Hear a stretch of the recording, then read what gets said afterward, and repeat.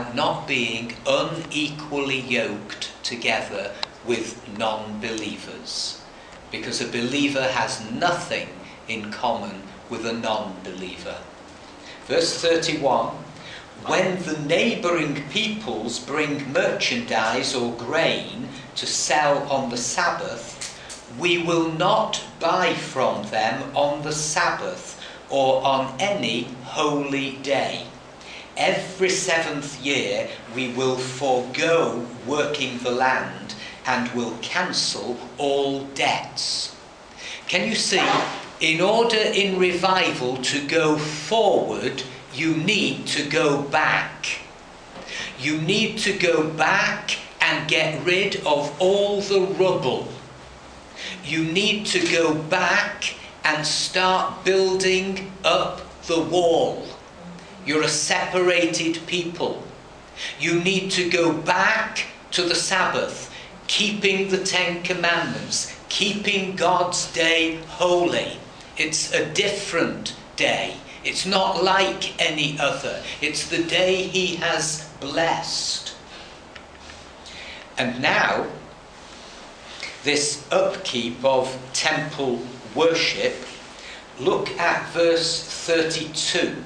There's something that would hearten any pastor's heart coming up, because the people are saying, we assume responsibility. We're going to shoulder some responsibility. Some people, it's like a dirty word, responsibility. And there's a lot of things we can do with responsibility.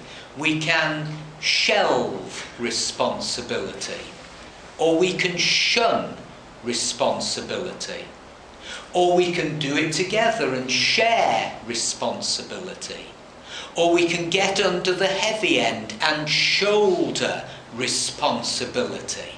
And these people assume responsibility. They're going to play their part, be a participator in what God is doing rather than a spectator.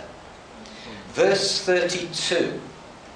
We assume responsibility for carrying out the commands to give 1/3 of a shekel each year for the service of the house of our God, for the bread set out on the table, for the regular grain offerings and burnt offerings, for the offerings on the Sabbaths, new moon festivals and appointed feasts, for the holy offerings, for sin offerings to make atonement for Israel, and for all the duties of the house of our God. They're going to play their part. Nehemiah, the governor, that must have been music to his ears. Look at verse 34. We, the priests, the Levites, and the people, have cast lots to determine when each of our families is to bring to the house of our God at set times each year a contribution of wood to burn on the altar of the Lord our God, as it is written in the law. We also assume responsibility for bringing to the house of the Lord each year the first fruits of our crops and of every fruit tree. As it is written in the law, we will bring the firstborn of our sons and of our cattle and of our herds and of our flocks to the house of our God, to the priests ministering there. You see, they want to live a scriptural life. They want to do what is written. The first stage is that they know what is written. How can you live the life according to what is written if you never read or hear read what is written? We need to know Scripture for this reason. In John's Gospel it says the Scripture cannot be broken. This is God's inviolable and inerrant word. It stands forever in heaven. The scripture cannot be broken. People may not believe the scripture. That does not break the scripture. Some little child might believe that the highest mountain in the world is Snowdon.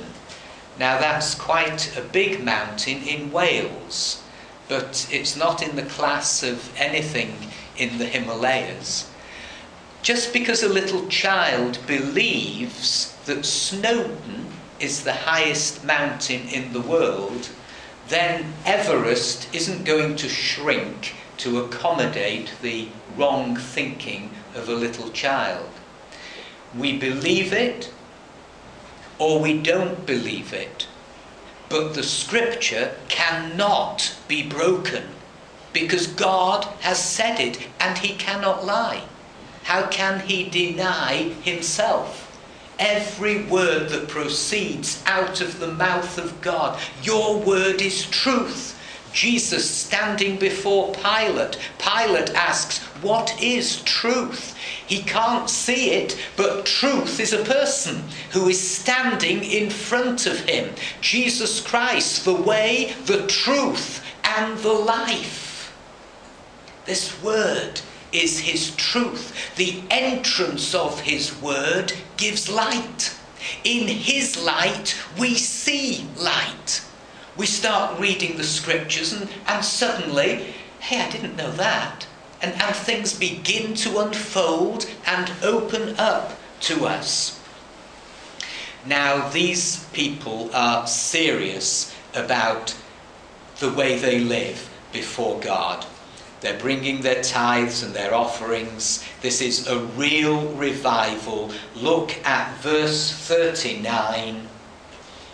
The people of Israel, including the Levites, are to bring their contributions of grain, new wine and oil to the storerooms where the articles for the sanctuary are kept and where the ministering priests, the gatekeepers and the singers stay. We will not neglect the house of our God.